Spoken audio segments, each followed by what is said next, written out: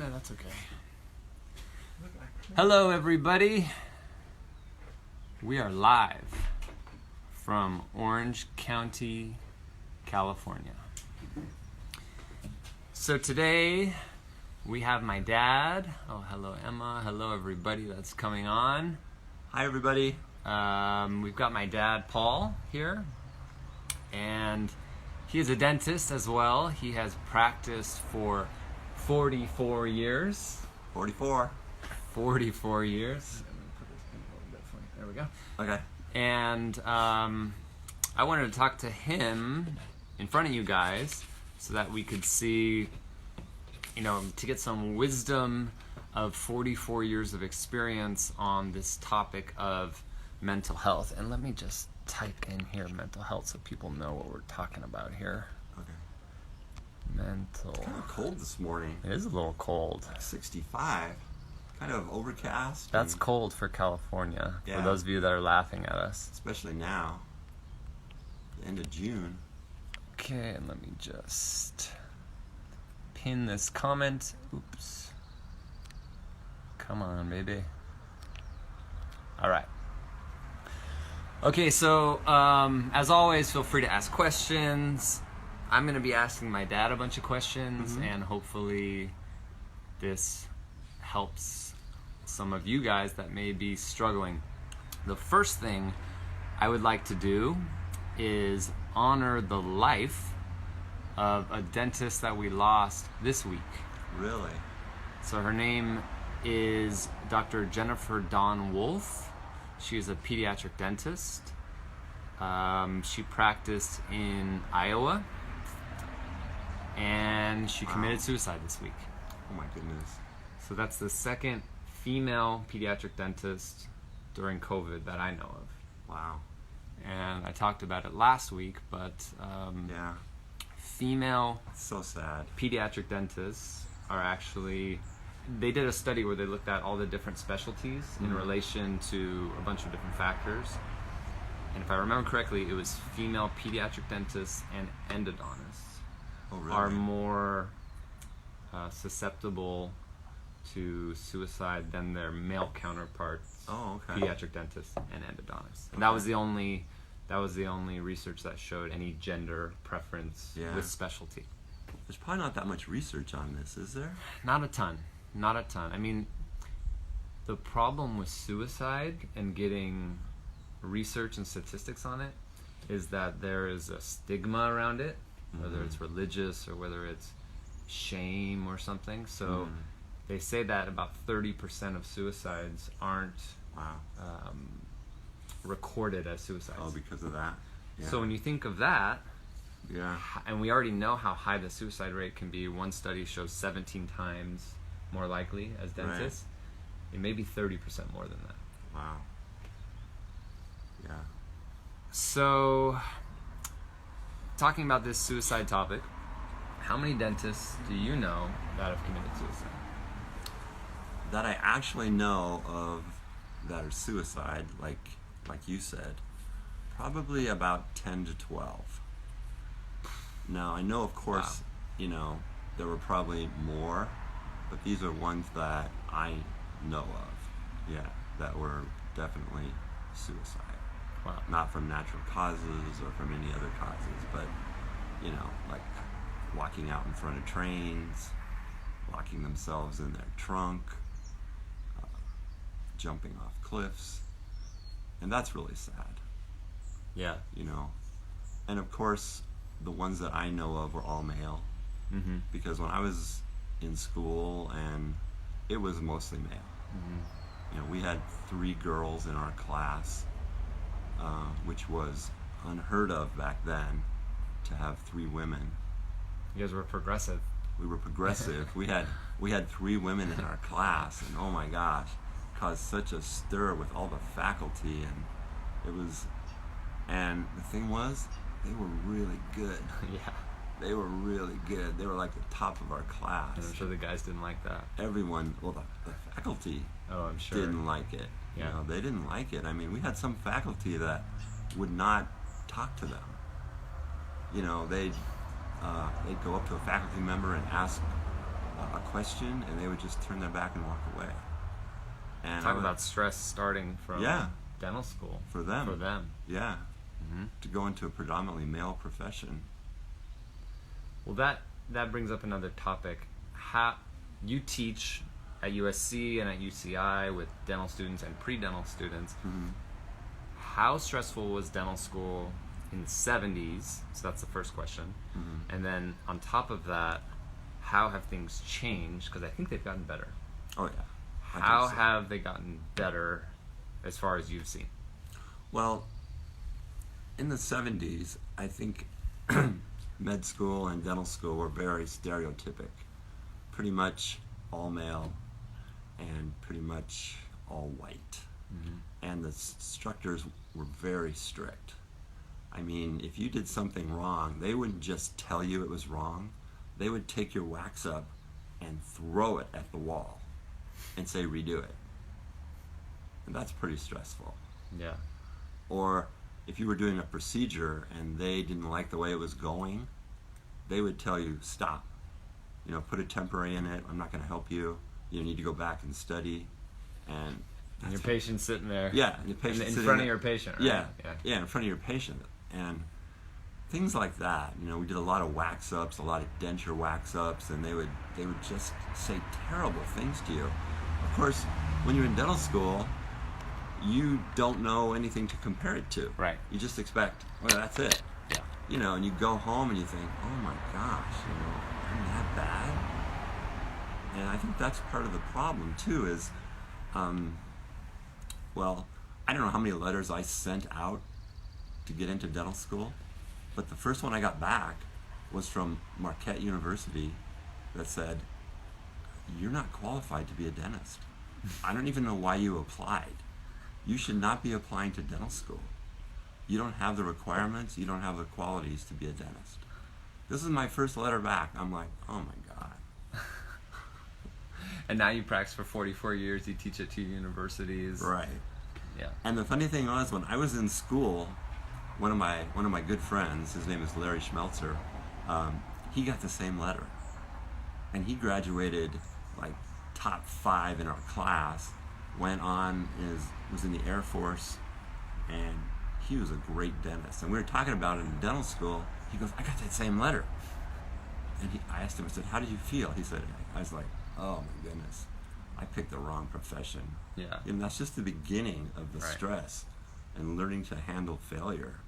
I mean, I think dentists are definitely type A personalities, and we're not good at handling failure. Well, we come in, so there's some research that shows that dentists, because of our type of personalities, we pick dentistry, which I think some of that is true. But I know a lot of people in dental school that weren't type A. Oh, really? But then were taught that. Taught to be type A, because, you know, you're measuring in tenths of a millimeter. Right. You have to be detail-oriented, or else you won't get through dental school. So I think there's a little bit of both sides to that. Some people come in with it. You know, I was definitely a type A personality, come in with it. But if not, you become one. Right. Because everything is very structured in dental school. Yeah. You know, you have a class at 8, you have a lab at 9:30, you get lunch from 12 to 1. You know, you have everything is, there's no deviation. Yeah. And you were talking about failures. Right. I don't think being a type A personality in high school, we're really usually the top of the class in high school. Then we go to See, like someone said, my level of OCD only exists since I'm a dentist. Okay. I was transformed into a type A person. Right. Yeah. Thanks for sharing. Then you get into college, and you decide what you want to do. And of course, to get into dental school or med school, you have to be the top of your college. So you just become so involved in studying and labs and doing everything you can, doing extra things in college. You have to be successful to get in to some type of medical or dental school. And then you get into dental school, and you have the top of the top from all over the country, and everyone's competing. And they want to be the top of the class there also, because they either want to go into a specialty, or they want to teach, or they want to go into administration, or all these different levels, so everyone's really competing. And you're competing against really smart kids from all over the country. And so you have a bunch of people that are competing that are don't fail. Basically have never failed in their life. Right. And then they get into dentistry. Right. And someone takes your first year wax up that you spent 60 hours on. Right. And heaves it at the floor or the wall, and it splits all over the place. Yeah. And you got to start all over. And they don't think anything of it. Yeah. And I think that's the beginning of the stress. Yeah. We've got a question that came in. Okay. Let's see if someone said, I got a lot of those letters. Oh, really? Thank you for sharing. Yeah. I'm not the only one. So we talked about failures. Yeah. I talk about this a lot in that we need to get used to it. We need to talk to our patients about it and let them know that it's a real thing and that we're not dental robots, we're humans. We can make mistakes, they can make mistakes, the body can make mistakes. Right. So I always encourage people, like if you're watching this, if you've had even one failure, just type in, I failed, or I had a failure, or whatever it is, because it helps other people to see that they're not the only one. Right, it does. I mean, and then you get into practice, and it's different when you're in dental school, because you do something in your junior or senior year, you don't see the results of it, 5 years down the line. Right. When you're in private practice, or you're in a group practice, you see these things that come back after a few years. This awesome compositor, this awesome crown that you did, after 3 years is decaying. Right. Or it needs endo. And you're like, or it comes off, and you're like, oh gosh, I'm just a failure. And then you think about it. What did I do wrong? What could I have done? And that's what, it just starts building and building and building. And the more patients you see, and the longer you're in practice, these keep coming up. Yeah. And you can do the best job possible. Because most dentists are technically very good. Yeah.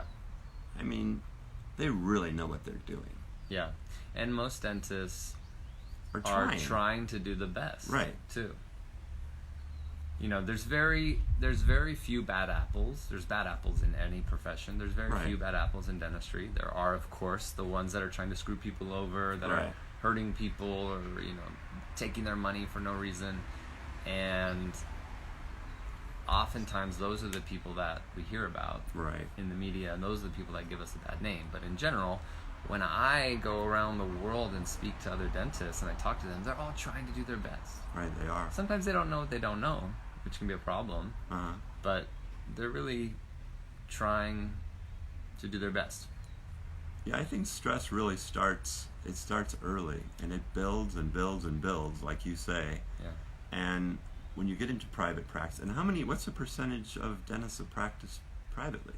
It's probably pretty high. I think it's pretty high. Yeah. Yeah. And you basically don't have anyone to console with, or isolation is one of my stress topics. Talk about your problems, and that's really important. So you practice alone in a windowless office. Yeah, we had a window in the front. The front. Yeah. For how many years were you at that practice? From 1985 to I'm still currently occasionally. Right. So 35 years. Right. You practiced in a windowless office with no other dentist. Right. Except when you were there. Except when I was there. Right. Yeah. One day a week or something. Yeah. So how important do you think it is to have dental friends that understand what you're going through? I think that is probably one of the most important things. I have a lot of friends that I talk to, and we all have the same problems. And it makes you feel normal, right? It makes me feel normal, rather than, a freak, isolated, or you don't know what you're doing, and you have to have someone to talk to. And luckily, I have two of my boys that are dentists, and we talk about it all the time. Yeah. Our family tells us to shut up about it. Yeah, I mean, we're having Thanksgiving dinner, and we're talking about, how to get a good margin on an omelet. Yeah. And my wife says, will you guys shut up? And, that's really helpful. And I've met some really good dentists that are in through USC and through IUDA, which is a voluntary charity at organization. USC, that all have the same problems.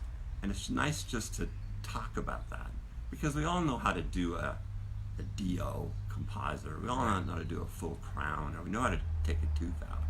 But it's the other stuff, Yeah. dealing with the staff, dealing with the labs, and all those things can be really stressful. Yeah. You have to get there's a whole list of things you have to get to make it easier for yourself.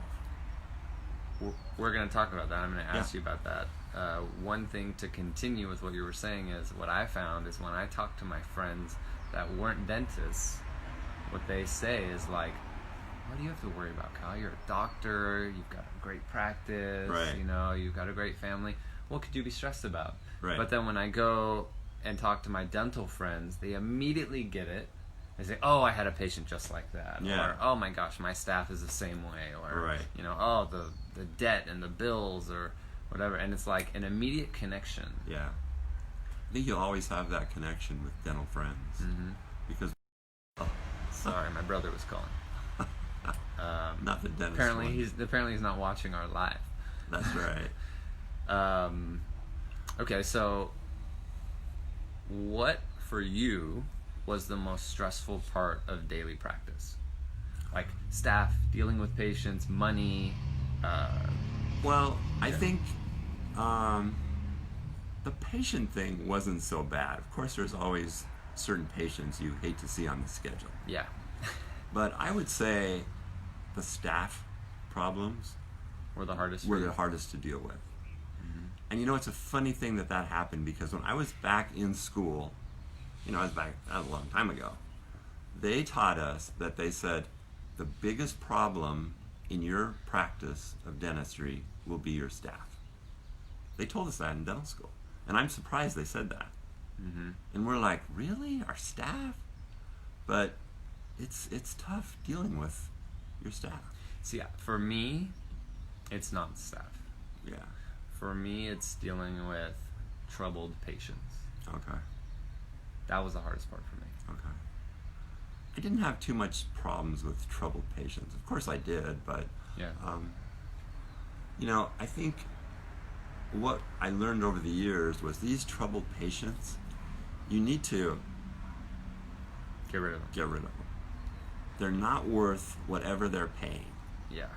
They're just not worth it. And it's interesting how many of the troubled patients are the ones that need full mouth rehabs, Yeah. right? Or the ones that Well, there's a reason why. or the ones that have no budget. Right. And they're like, oh, I don't care what it takes. I don't care Yeah. how much it costs. I just want to get it done. And so it's easy to fall into that trap, It does. right? Yeah. Because, a lot of see us the money. are over leveraged with Right. debt. It's expensive. And so we see, oh, it's a $10,000 case, $20,000, $30,000 case, whatever Yeah. it is. And so there's that carrot out in front of you that Right. makes you want to go to these patients and say, I'll just deal with it for the Right. money. I'll do And it. it's not worth the money. It's not worth it. It's not worth the money. I saw something that said, I think it was for practice management, something. Uh-huh. And this guy said 90% of your patients come from, I don't know what it was, 5% or, 90% of your problems come from 5 to 10% of your patients. So if you just dismiss those patients, Right. so many problems go away. And we actually did that in our practice. Yeah. We started going through and saying, these are the patients that never want to get an exam. These are the Right. patients that don't want to take x-rays. These are the Yeah. patients that are always late. These are the patients that are mean to our front office. Exactly. And then then the front office is mad at you, or they have a bad day, and that kind of ruins the whole Right. thing. So we just get rid of these people. Yeah. And it was really freeing, actually. It was. I know you've done that too. I have. I mean, I do a lot of dentures, and I think I'm pretty good at dentures. You are pretty good at dentures, I've seen. And you just have some patients, they bring in a bag of dentures, and, they start going through, oh, this one's too long, this one's too, whatever. You are not going to be able to satisfy that patient. You may think you are, Yeah. and you can charge whatever you want, but it's not worth it. Yeah. Chances are you're going to pay the lab bill, you're going to put in your time, you're going to do the denture, And at It's some going to point, end up in that same bag. at some point, your denture will be in that bag with the check Right. that you refund to them or Yeah. the insurance company. Yeah. Yeah, that's right. I mean, there's just patients like that. I mean, I had an instructor once that said, when you're doing an exam, get a pad of paper and a pen, and every time the patient says something like, you know, I don't get numb very well, you put a little check mark. Or I didn't like my last dentist, you put a little check mark. Or he did this crown a year ago and it's bothering me, you put a little check mark. And you add up those check marks, and those are the check marks for heart muscle and stomach muscle. And you have to decide how many of those check marks do you want to put up with. Right. Is it 5? Is it 10? Because most of these people have a history, and they know how to work it. And you just need to see these people, learn to deal with these people, and perhaps not send them a recall card. Right. You know, or when they call, say, you know, we don't really have an appointment for a while. Right. I don't think that's abandonment. Yeah. And I don't know how you could, you know. Yeah, there's of course a legal Right, there is. something with that. You know, you have to. We just start dismissing people, Yeah. sending them. You know, we will be your dentist for emergency. I forget what the lingo is. Yeah, For right. the next 30 days, After that. and after that, Yeah. you need to find. And I think you have to give them a link to like the dental board or something so that they can find Complain or whatever. complain. No, so that they can find another dentist. Right.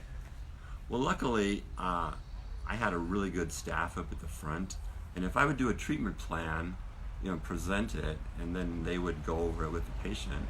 You know, if the patient would say, well, you know, I don't really want to do that, I don't want to do an exam, and I don't want to get referred for this, our staff, my front office would say, you know, perhaps you should find another dentist that will agree with your treatment, Right. what you want. Right. This is not what you want. This is what we you have need. decided for you. Yeah. If you don't agree with that, then perhaps you should go somewhere else and get Yeah. a second opinion. And actually, not that many people did it. They decided to go with what you Right. went with. Right.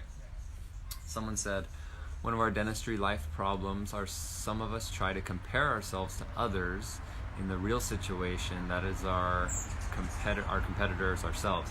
So we talked about this a little bit. How you said Right. just until recently, Right. you never saw other dentists work No. unless it was in your own practice. Right. And now with Instagram and Facebook and social media, you're constantly comparing yourself. Exactly. Yeah. So can you talk a little bit about that? We didn't see that. I mean, we didn't have that kind of stuff. If you went to a continuing education course, you would see cases that people presented. Right. And I think one of the things you talked about is, even back then, most dentists put their best stuff up. Yeah. And you go, wow, you know, that's really good. I just did a veneer case and mine doesn't look that good, Right. you know. And, oh, my stuff doesn't look that good. Maybe But- I'm not as good as I thought. Yeah, maybe I thought that veneer case was so good, but it's really not, you know. And now, of course, you see everything. And most people put up their highlight reel. Right. They put up what they do that's best. Very few put up complications. Right. And I think that we need more of that because that's Yeah. a true educator shows they want their participants in their course to learn from their mistakes. Right. Not to learn from the participants' mistakes. Right. You know, take it upon themselves, say, hey, I've been doing this for this long, I found all these problems. Yeah. These are all my problems. Of course, I have great cases, just like everyone has great cases. Mm-hmm. You know, and it's good to know how they did the good cases, Oh, right? yeah. Yeah, that's good. Sure. But also, these are the ones I did the exact same thing on, and I got this crap result. Yeah. And that's really important. Yeah. I think it's important for educators to show their bad cases. Yeah. I recently started taking some ortho classes, and luckily, the dentist was very free to show his failures. You know, what not to do. Right. Of course, he showed his good stuff, but he said, you know, I want you guys to see what I did wrong and learn from the cases that I screwed up so that you can not screw up. And if you do screw up, this is how you get out of it. Yeah. You have to learn as a dentist there are failures, and there's lots of failures. If you can't deal with failures, then you're going to be really stressed. Yeah. You know, it's like when I was doing oral surgery, in dental school, one of the surgeons said, if you never break a root tip off, you've never taken a tooth out. You have to, it's just one of the things you have to deal with, and have to learn how to take care of it. Right. Because you're not going to go your whole career and not break a root tip off. Yep. So you might as well do it here while you have an oral surgeon over your shoulder that can help you do it. Yeah. Yep. So there's a lot of stuff like that. Okay, so you were telling me a little bit before, how do you talk to patients and how do you get them to like you? And you said you've learned some stuff from other dentists as well. I have. One thing I learned, well, we can go back to when I was an undergrad. They didn't have a biology major at UCLA at that time. If you were pre-med or pre-dent, you were either a chemistry major or physics major, but there was no biology. So I'm like, I don't want to do chemistry, physics, no. So I took psychology, which really opened up my brain to all these different ideas on how to deal with people, and I think that really helped me. Yeah. I took all the requirements to get into dental school or med school, but learning to talk to people and draw questions out of people and get them to answer your questions. I think a couple things that I learned is when I walk into the office to talk to a patient, whether it's a new patient or a existing patient, I don't try to be the doctor. I don't try to come in, hi, I'm Dr. Stanley and I went to, UCLA, and, I come in, I say, hi, how are you? I try and get down on their level. Eye level? Eye level. I try and talk to them. I act relaxed, and how are you today? Yeah, and how's your family? And, I heard your daughter graduated from high school last week. We talk about that. Kind of get their confidence, make them feel a little at ease. And then when I do my exam, I learned from one of my good friends, Gary Prinz, when I was working with him, when he's doing his exam, he would say to the patient, oh, there's a little something going on down there, we're going to need to do something. Or, there's something going on in that upper left, we're going to look at that and do something. And then he would kind of determine what level that the patient wanted to get involved in this. Some patients are like, oh, okay, go ahead and take care of it. Some patients will, are you going to do a crown? Does it need a root canal? Right. And that kind of eases their mind, and it also eases your mind. And you get better case acceptance. At some point, you explain to them what you're going to be doing. Right. Informed consent. Right. Yeah. But initially, especially with new patients, you let them talk. You don't start talking about, okay, well, this number 29 is going to need an MODL filling, or we're going to cover the cusp, and, we're going to have a gingival margin that might extend to the lingual, and, these people aren't dentists. Yeah. They don't know. I think that's a really good point, because I always use the term dental robot. I think we turn into these dental robots, and we say all these fancy words that our patients are not used to, and it can be scary for them. It is. They're scared anyway. And so I like this idea of letting the patient dictate how much they want to know. Because I told you in Beverly Hills, we have the patients that ask, what material are we using? And they use terms like gingival margin and incisal edge, and you think they're a dentist. Those but that's patients, not most practices. No, our practice is a little bit different, but we do have those patients. Yeah. We also have the patients just say, I trust you, I've been coming here for the last 10 years or 20 years or whatever. In our practice, we've had patients that have been coming for like 60 years. Yeah. And they say, I've always gotten good treatment. How much is it? Yeah. Okay, where do I sign, kind of thing. Right. And I think you can talk your patients out of doing treatment that they need because of getting too technical for them. Yeah. And they may not want to know that. So I think that's a good topic. I mean, the main questions they ask is, of course, how much is it going to cost? Is it going to hurt? Is it going to hurt? Is it going to be white? Right. I mean, back in the day, we did all silver fillings in the posterior. It was silver, gold, or white. Yeah, there was no white in the posterior. Yeah. I mean, you did anterior composites, but there were no composites in the posterior. Like you guys, when you were little, I put silver fillings in. Yeah, I still have one. There were, and they said, Dad, why'd you put this silver filling in? there was no other filling. It was either silver or gold. Yeah. And silver was cheaper because Yeah. you weren't getting paid for That's our right. treatment. I was doing so. it for free. So yeah. Okay, what that was a good little tip. And Are we'll we talk getting about any tips at questions the at all? end. Yeah, people are commenting, Okay. putting faces and things, and talking about how to accept failures.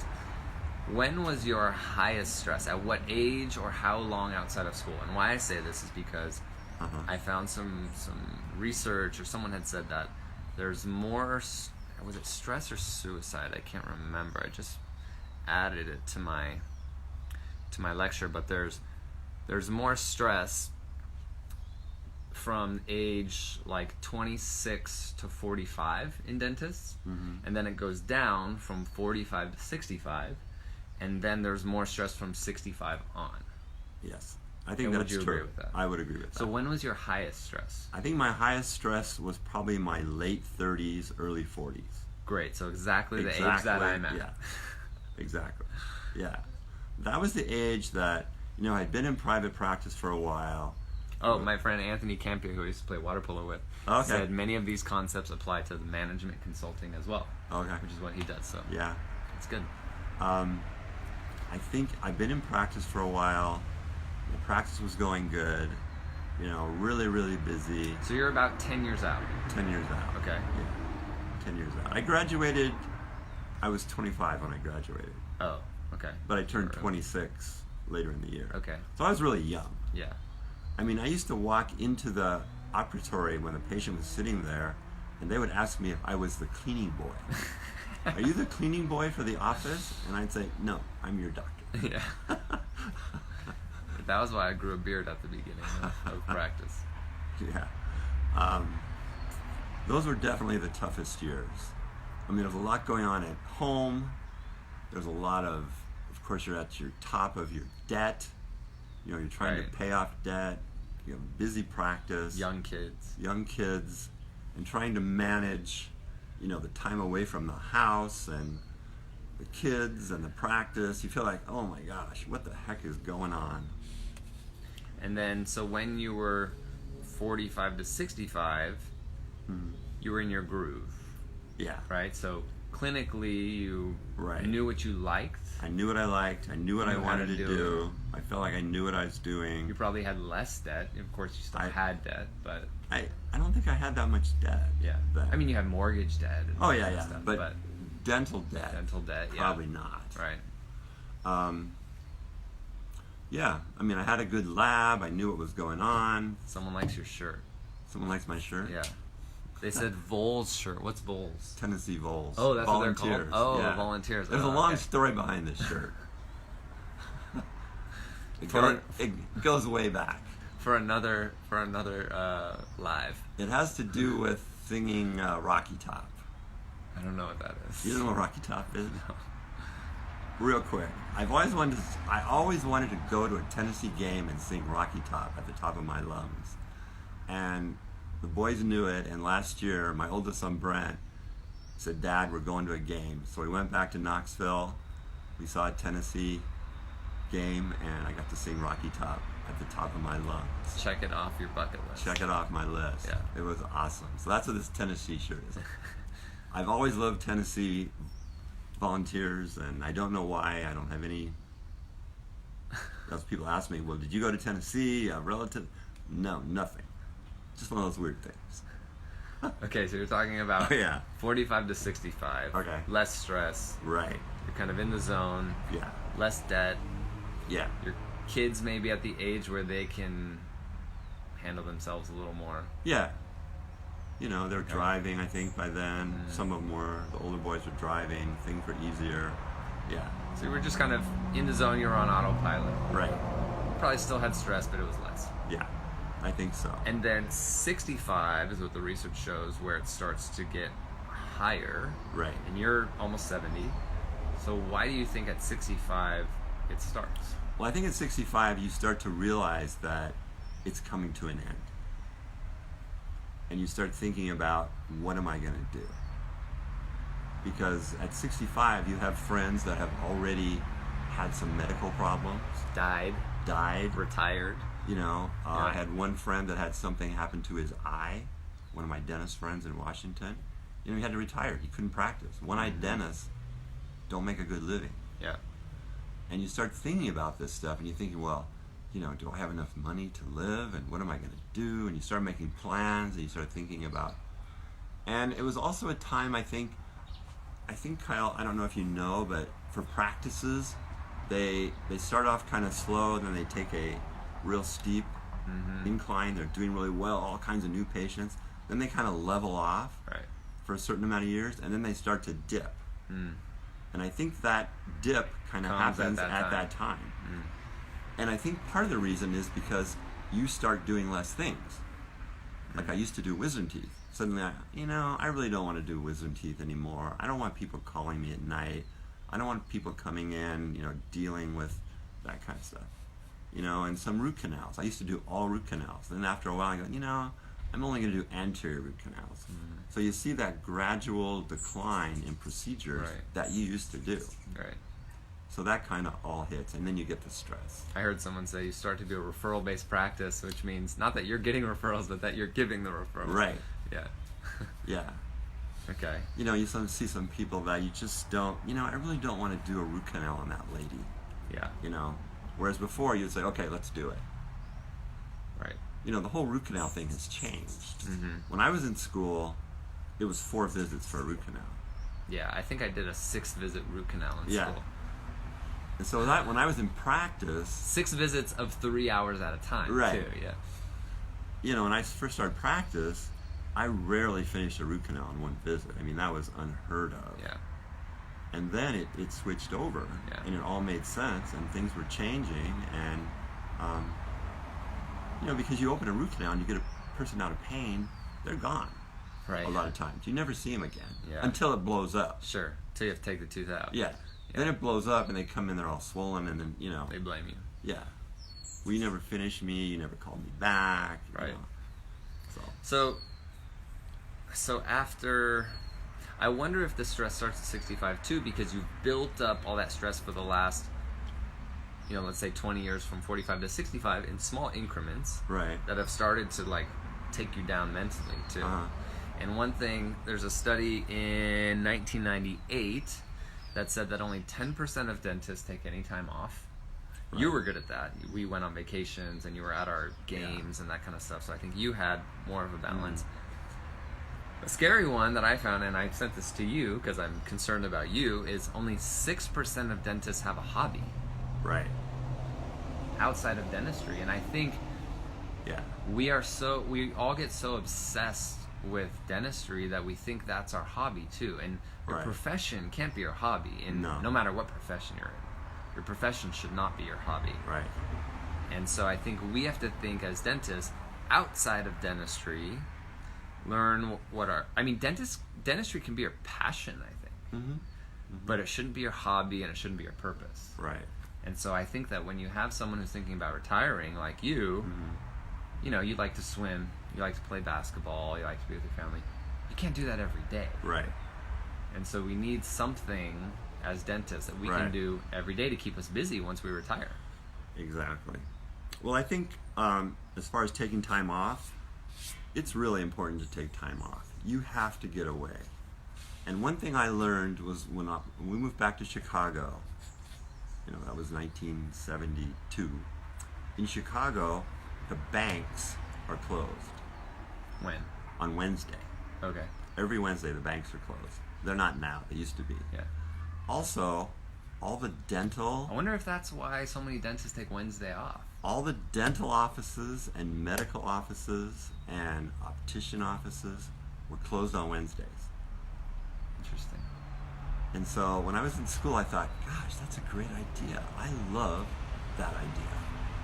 So of course, when I got out of school, I was working for other offices. Working 7 days a week, yeah. But when I got my own practice, I said, I'm going to take Wednesdays off and just see what happens. And they're like, you're opening an office? You're going to take Wednesdays off? I go, yeah, I am.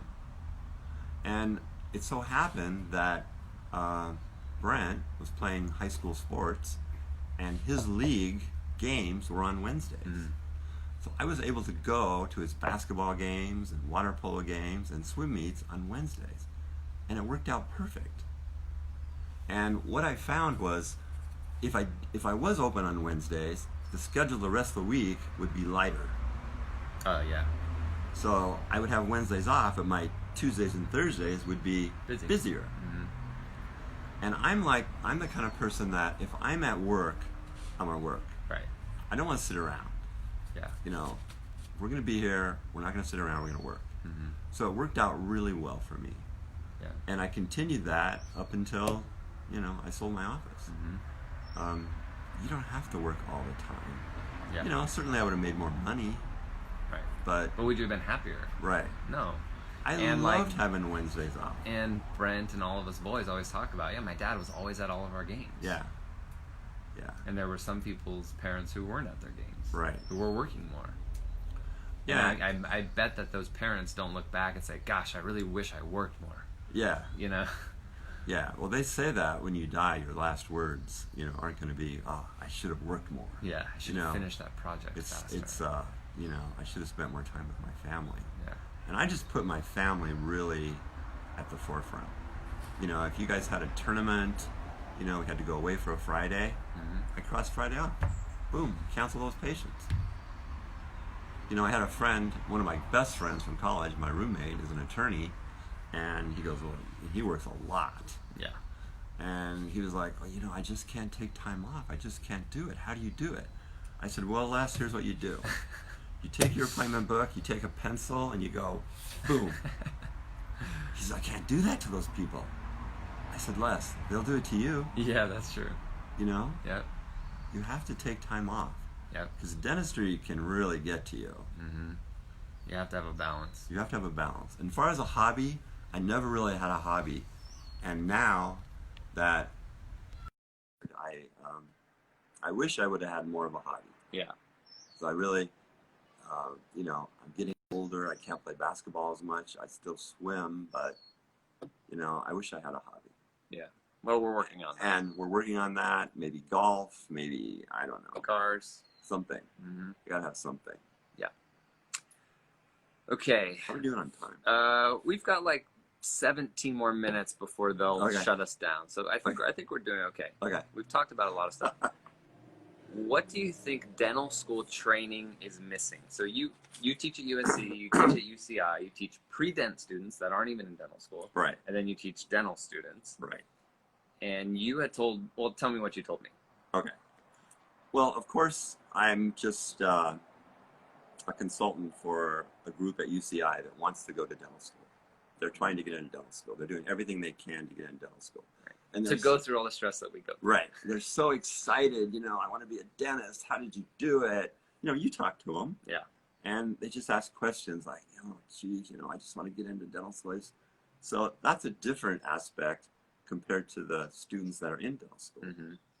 And luckily, when I'm teaching the USC students, it's not in the school. SC has a program where they're doing free dental work. Clinics at like elementary schools. Yeah, and things senior like that. centers and that kind of stuff. And what I see is the students are really technically excellent. Yeah. I mean, they know basically what they're doing. Yeah. But what they want to talk to me about is the general life stuff. Like, what do you do? How do you open your first practice? Or how do you deal with your staff? What do you do with this? And we just sit around and talk about that stuff until they need to do something technically. And you would think that they would say, how do you get a deep margin or blah, right. blah, blah, whatever. But they don't care about that. They want to know the emotional stuff, right? The business aspect. They do. So I think that's what's lacking in dental school. Yeah, I agree. Well, I always said that. I haven't always said.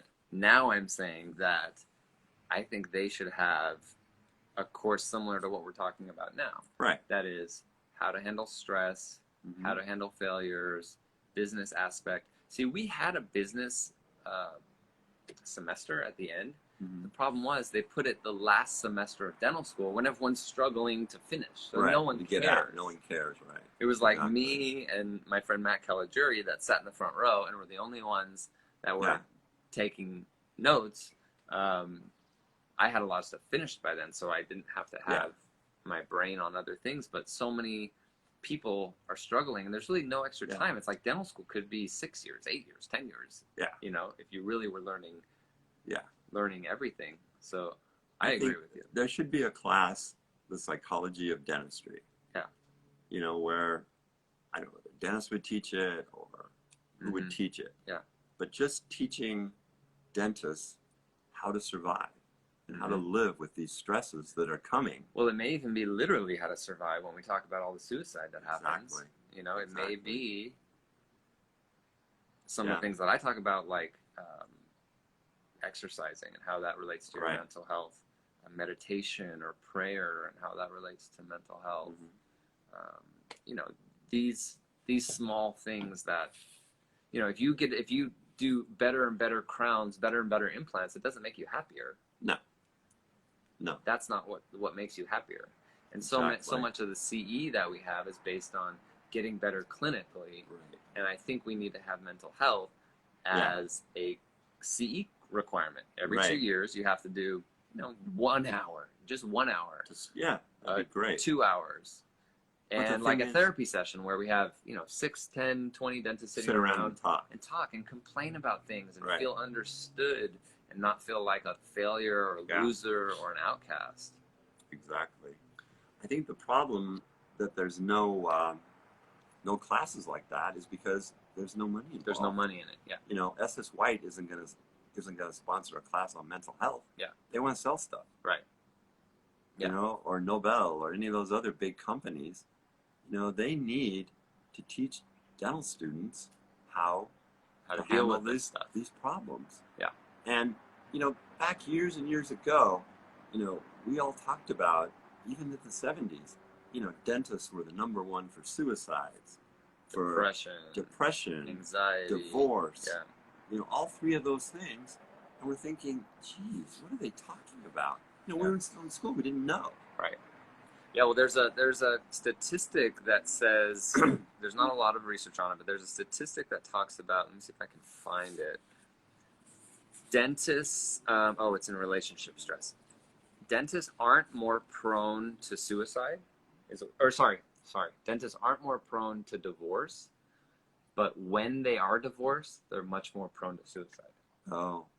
Yeah. So if they do get divorced, they're 3 times more likely to commit suicide. Because then they're really by themselves. Of course. You know, when you get divorced, you're like, double whammy. You know? You get the solidarity thing. And the dentistry thing. Let's see, someone put in a question, but for some reason it's not letting me look at it. Oh, here we go. Okay. And there's so much stuff to learn. I mean, teaching at SC and working with the students and working with Pearl, I have learned so much, and it's been so exciting for me to learn all these different things and technological things that I had no idea. Yeah. You know, I practiced my whole career with regular x-rays. Right. I didn't even have digital x-rays. The day after I sold my practice, they took it all out, threw it in the trash, put in digital x-rays. Right. And no more charts. You know, now when I go to work, I put stuff in and I'm like, oh my gosh. He did it like this, like he actually uses all of his fingers. Yeah, it's more like this. Yeah. But, it's such cool stuff. And you guys are learning so much. And I'm glad that I can be of service and be able to put back into the career that, you know. Gave you so much. I was able to drive nice cars, I have a nice house, I live in a nice area, put my kids through school, go on nice vacations, you know, and that's really something to say about the profession. You go through a lot, and there's a lot of improvements that need to be made. Here's a question. Okay. And I'm going to ask you this. Would you do it again? Would I do it again? Would you choose dentistry again? You know, I often say, I should have been a stockbroker, or I should have been who knows what. I don't know. The thing is, I don't know how to. I don't know. It's like. I know. I'm with that too because I love dentistry. Yeah.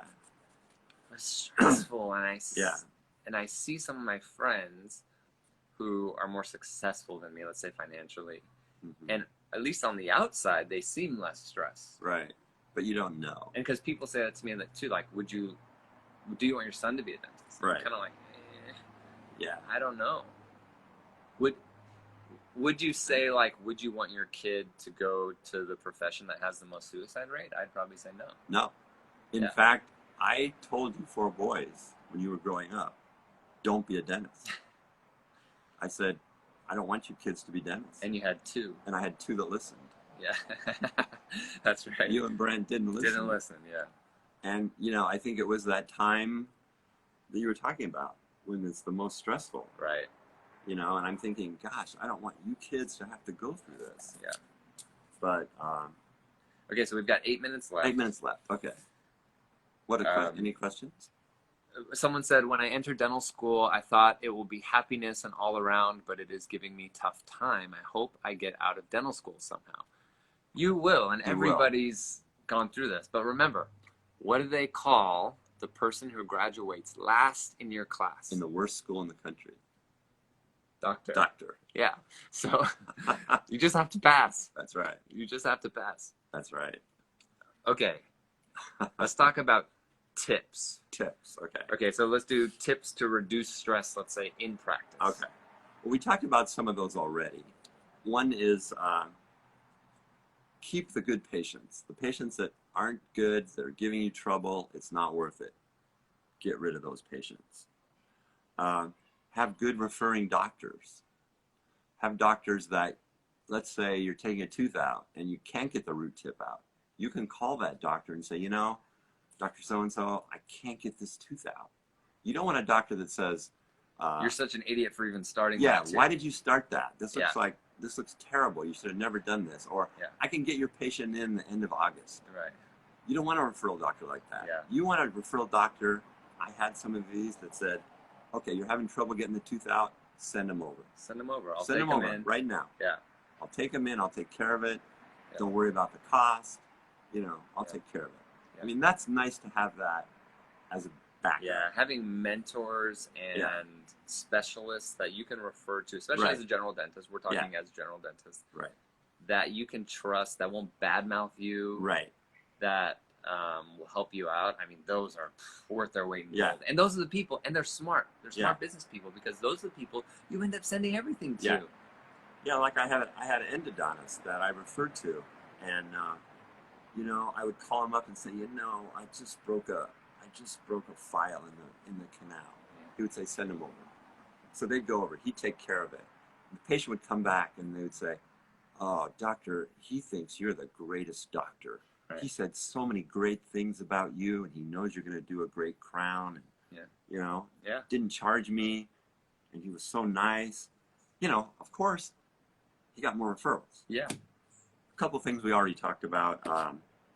Go fast. Yeah. Taking time off, having a hobby, having dental friends. And also, you have to be in good shape to be a dentist.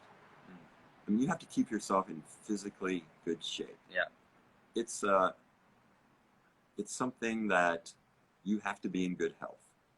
Mm-hmm. And I think that's important. For all of us, whether you're a dentist or you're not. Anything else? We try and laugh a lot.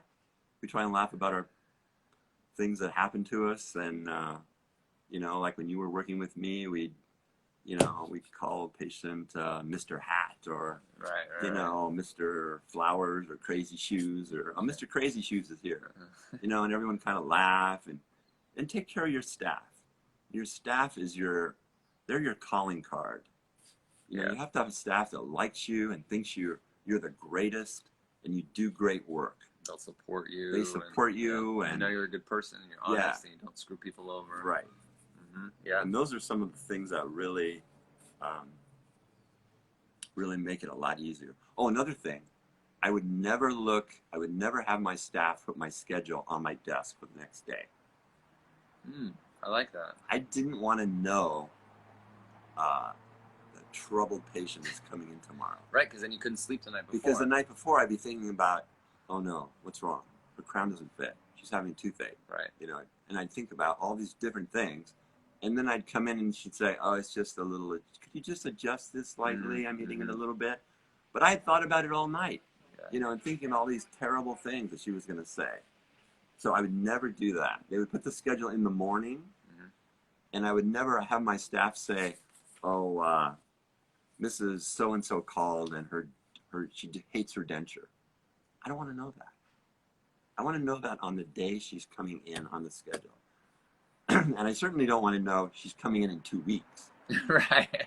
Yeah. Then you got 2 weeks of no sleep. I got 2 weeks. Oh my God, what am I going to do with this lady? You know, do I give her check back? Do I redo it? What do I do? I don't want to think about that. Yep.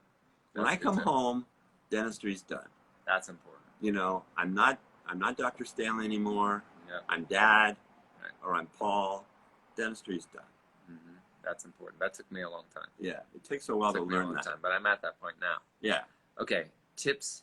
Well, I don't know if this is any different. Okay. Tips for young dentists.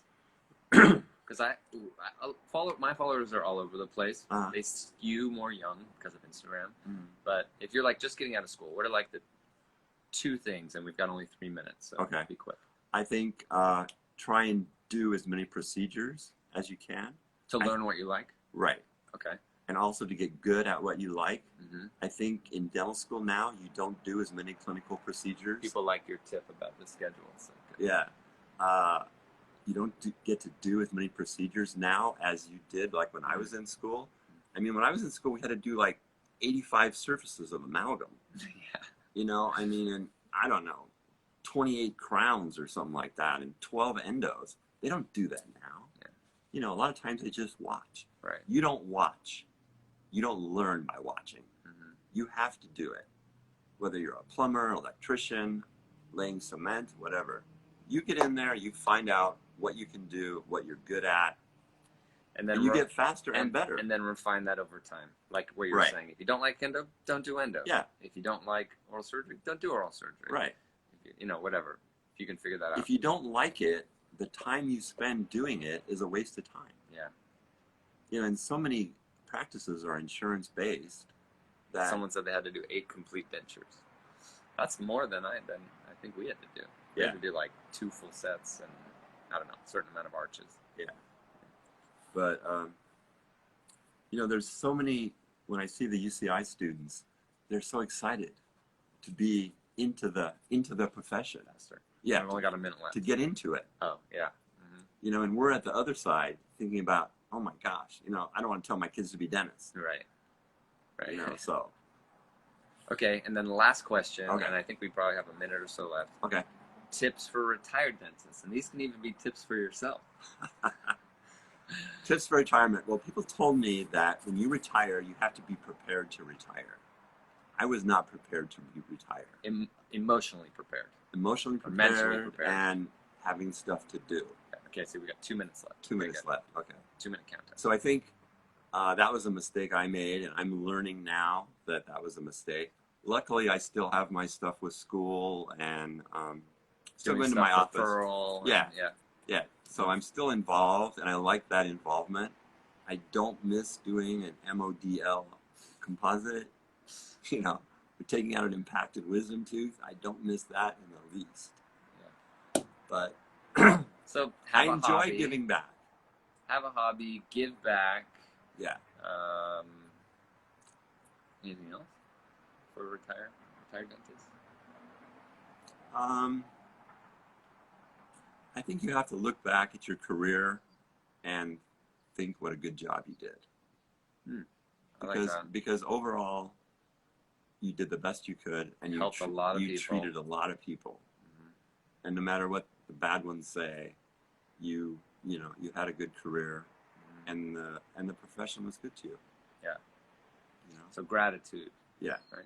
Gratitude. Being thankful for what you have. There's research that shows that if you have daily gratitude, then you're happier. Yeah. You wake up thanking instead of complaining. Right. Like when I go to bed at night, I pray and thank God for all the things I have. Yeah. That's good. You know, my family, my grandkids, and the fun we have together. That's what it's all about. Yeah. Not about doing a great crown. No, not about doing a great crown or doing a great onway. Okay, we have 20 seconds. 20 seconds. Okay. Thanks everybody for coming. And it's been great to have my dad on. Maybe we'll do it again. Who knows? But I'm going to try to do this every Sunday. I don't know if it's possible with my schedule, but thanks for coming. Share this if you know people who